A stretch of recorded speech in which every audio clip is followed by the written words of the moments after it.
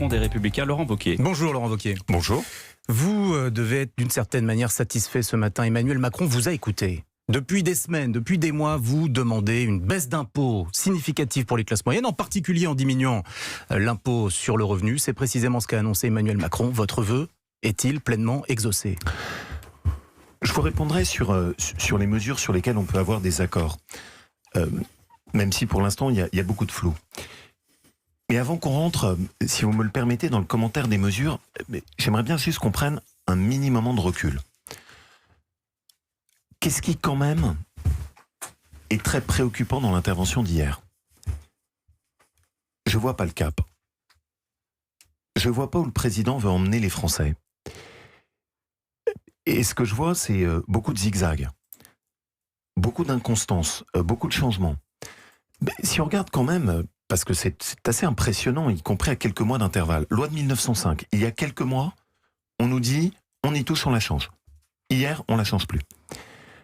Les retraites. Pendant la campagne, le président dit « je préserve le pouvoir d'achat des retraités ». Pendant 2 ans, il a fait exactement l'inverse.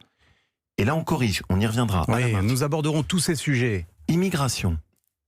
Le président commence par dire « il n'y a pas de crise migratoire », il y a 2 ans. Puis hier, il fait un long dégagement sur le sujet, pour finir juste en en tirant comme seule conclusion « il y aura un débat au Parlement ». Ce n'est pas la seule, il parle aussi de réformer Schengen. Mais nous aborderons tout cela. Mais je voudrais juste, pourquoi je vous dis ça ? Allez-y. Le dernier, les entreprises. C'était pourtant une des constances du programme d'Emmanuel Macron.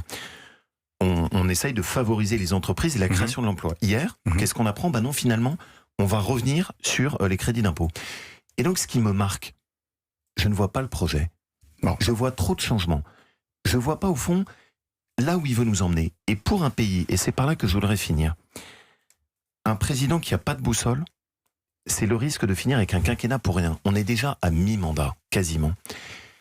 Et si on regarde avec un peu de recul, le sentiment qu'on a, c'est qu'en fait, aucun chantier n'a été sérieusement ouvert et traité sur les 2 ans qui viennent de s'écouler. Hier, qu'est-ce qu'on a eu ?